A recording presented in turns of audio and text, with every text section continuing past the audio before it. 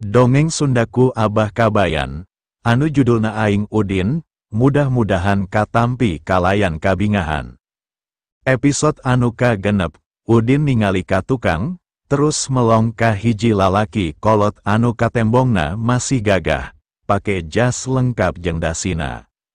Aden, salami 12 tahun uwa diutus ku Aki Aden pikeun nalungtik sarta milari di mana ayana salira.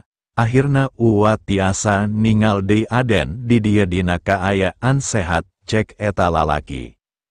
Udin kerung, sabab asa-asa apal kana rupa eta lalaki.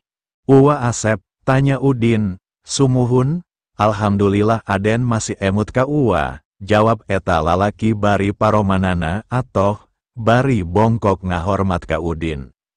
Pasti inget atuh wa, kabe kulawarga Agus Subrata.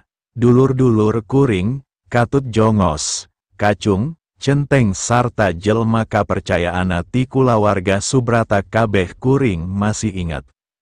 Malah anjeun pisan anu harita maksa bapa jeung indung kuring sangkan lunta ti Jakarta alatan parentah ti Aki, anu antukna kolot kuring katut kuring katalangsara salila sataun di dieu, tepi ka kolot kuring duanana maot dina hiji kacilakaan. Ninggalkeun kuring sorangan jadi budak yatim piatu dina umur anu masih kakara 10 tahun, rek naon uwa neangan kuring, Udin nanya bari teu karasa cipanon ngalembereh mapae pipina. Wa Asep katembong sedih, ngeluk tungkul bari ngaragap dadana lantaran milu nyeri ngarasakeun pait getirna kasangsaraan anu kaalaman ku Udin salila ieu. Ngadangu Ibu Rama Aden pupus. Juragan Subrata oge sami sedih, anjeunna lajeng ngutus uwa pikeun milari salira, anjeunna hoyong Aden enggal uwih deui ka Jakarta, kempel sakulawarga Subrata, hayu Aden, ngiring ka uwa.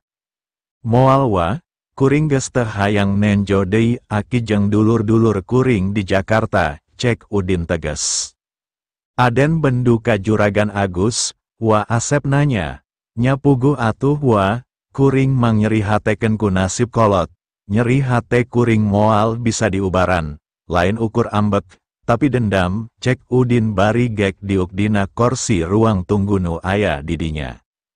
Juragan Agus getos nyangki, Aden pasti moal kersa uwih, pasti bakal nyimpen dendam dina hate, anjeunna ngaraos hanjakal tur sedih nu teu aya papadana. Sarta hoyong ngabales kana kasalahana. Wa Asep ngarenghap panjang, gek diuk gigir Udin terus nyarita deui. Juragan Agus ge uninga pasti salami ieu kahirupan Aden susah, kukituna anjeunna hoyong masihkeun perusahaan cabang anu aya di Bandung ieu nyaeta Bima Raya Group, sangkan dikelola murni ku Aden, dipimilik ku Aden, tanpa campur tangan ti kulawarga Subrata.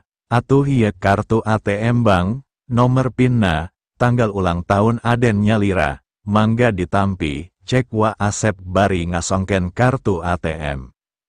Moal wa, kuring teu butuh, Udin nyarita bari nolak eta kartu anu disodorkeun ka manehna. Tapi pan, Aden nuju peryogi pisan kangge ngalunasan biaya rumah sakit anu 1 juta deui. Cek wa Asep maksa sangkan eta kartu ditarima ku Udin. Hate Udin tagiwur antara narima jeung nolak, tapi memang bener, manehna keur butuh pisan duit, nya akhirna kartu ATM teh ditarima. Sabaraha jumlah artos dina ieu kartu? 10 miliar, cek wa Asep. Episode ke-7. Wa Asep mikeun kartu nama, ieu kartu nama uwa. Didinya aya nomor telepon uwa, mangga ku Aden emutan, bade atanapi moal nepangan Juragan Agus di Jakarta, ulah hilap enjing-enjing kedah sumping ka Bima Raya, eta kartu ATM anu aya di Aden multifungsi, tiasa tarik tunai, gesek, balanja online atanapi aplikasi babayar anu sanesna, oge ieu HP, ngahaja disiapkeun kangge Aden. Kantun nganggo, bari ngaluarkeun dus iPhone 10 tina saku jero jasna terus dibikeun ka Udin. Uwa Asep terus pamit indit kaluar ti rumah sakit, Udin masih bingung kawas jelma linglung, naha kudu nepungan akina atawa tetep kana pamadegana. Tapi inget kana 13 tahun pangalaman hirupna anu pait, ti mimiti bapana ditundungku kulawarga Subrata. Harita umurna masih 8 tahun dibawaku kolotna asruk-asrukan di Bandung pikeun ngamimitian kahirupan anyar sabagai jelma biasa. Karek satahun di Bandung dirina geus ditinggalkeun maotku kolotna. Tuluy dipulung anakku mae meh anu tuluy ngadidik, disakolakeun salila 7 tahun. Di umur 17 tahun geus digawe jadi kuli laden tukang ngaduk di proyek perumahan pimpinan Wawan Kusumah. Salila 4 tahun gawe, sare di bedeng bari dahar ukur saayana. Saminggu sakali balik ka emeh setor kabeh duit gajihna sesa dahar. Nepi ka akhirna dibawa balik ku Wawan Kusumah sarta dikawinkeun jeung incuna, nyaeta Ici Kusumah. Anu antukna jadi bahan hinaan kulawarga Kusumah nepi ka kiwari. Akhirna Udin bulet tekad, tetep kana pamadeganana, moal nepungan akina di Jakarta. Harita geus jam 2 subuh. Udin cengkat tuluy indit ka loket kasir di bagian administrasi anu memang buka 24 jam. Abdi bade ngalunasan biaya pasien atas nami emeh anu kirang 1 juta deui, bari nyodorkeun kartu bank.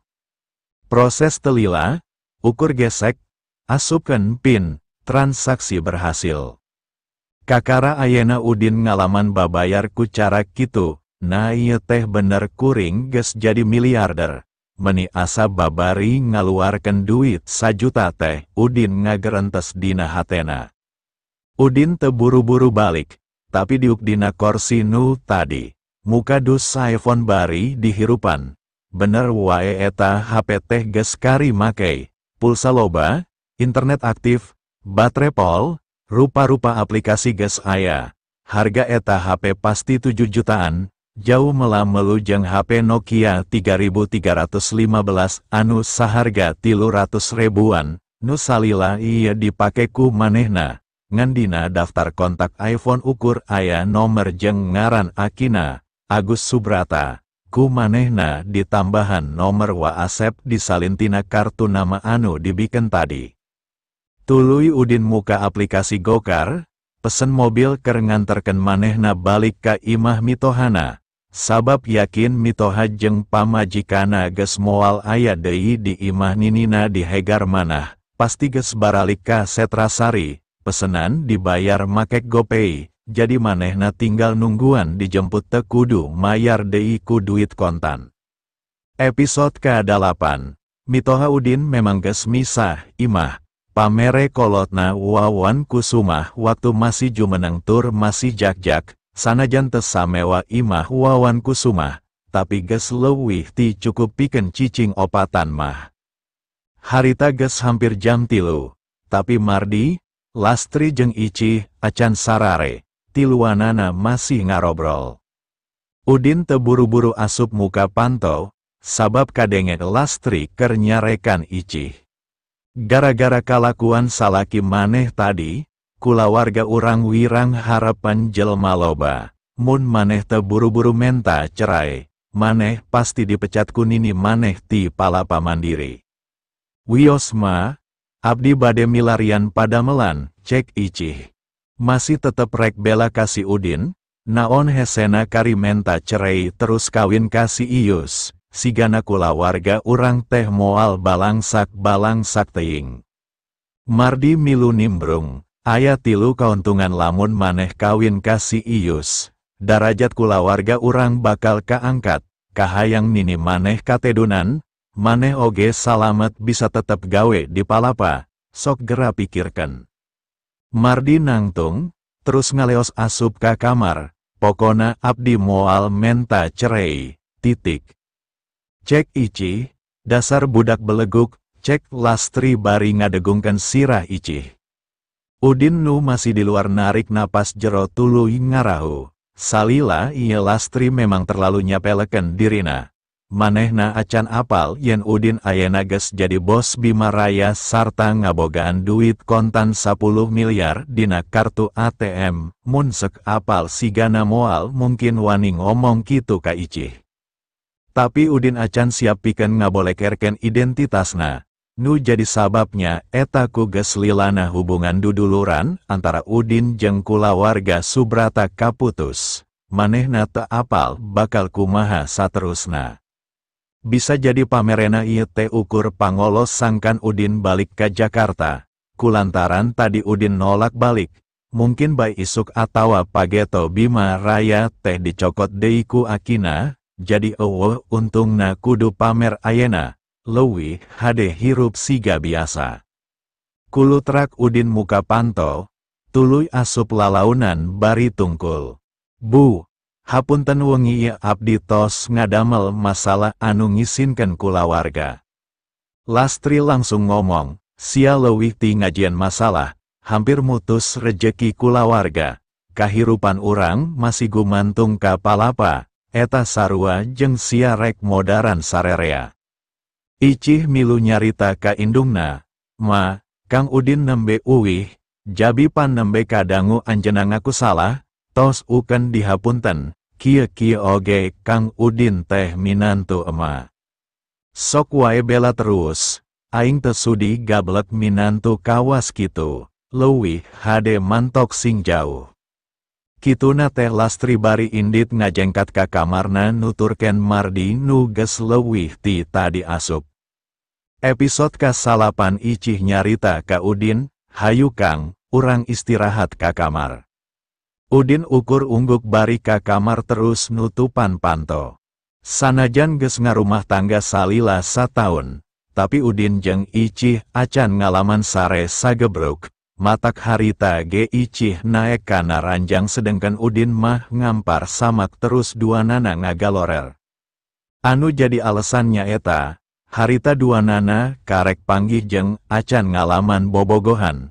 Kawin oge estu dipaksaku Akina, jaba basa dikawinkeun teh status Icih masih kuliah semester akhir, beres di wisuda Icih hayang fokus heula kana karir, babantu di perusahaan Akina. Anu leuwih utamanya eta kudu boga heula imah sorangan, tah masalah ieu geus mufakat jeung geus jadi rusiah duaan, nu lain mah teu arapal.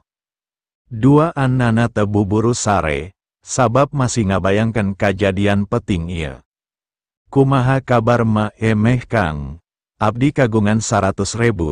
Bilih bade dianggo mah mangga, cek Icih bari nyangigir nenjo salakina anu sare di handap gigir ranjangna. Geus dilunasan ku batur, jaba cek perawat cenah geus dibawa ka Jakarta, rek dioperasi di Jakarta, cek Udin bari mencrong lalangit kamar. Baruk, naha bet dibayar ku batur, akang uninga saha jalmina. Nya eta henteu. Tapi ma emeh mah salila hirup na gede amal, loba budak katalangsara anu dirawatanku anjeuna, lain ngan saukur akang, matak wajar lamun aya anu mulang tarima. Alhamdulillah atuh ari kitu mah, janten akang ge tiasa jongjon. Abdi bade boboti payun Kang, hampir sataun ti saprak akistruk, perusahaan seueur masalah, janten enjing kedah lebet damel. Seueur nu kedah dipidamel. Na aya naon kitu, pemasukan tepatos lancar, nini maksa abdi sangkan ngiringan proyek anu ditender ku grup Bima Raya, tapi ukuran palapa moal kiat mayunan kompetitorna. Na ari kitu salila ieu palapa acan pernah kerjasama jeung Bima Raya. Cek Icih, si akang mah, bujeng-bujeng palapa, sok sanaos perusahaan tunangan si Unah atanapi perusahaan si Ius nu langkung ageng ti palapa ge, paling ukur tiasa ngesup kontrak.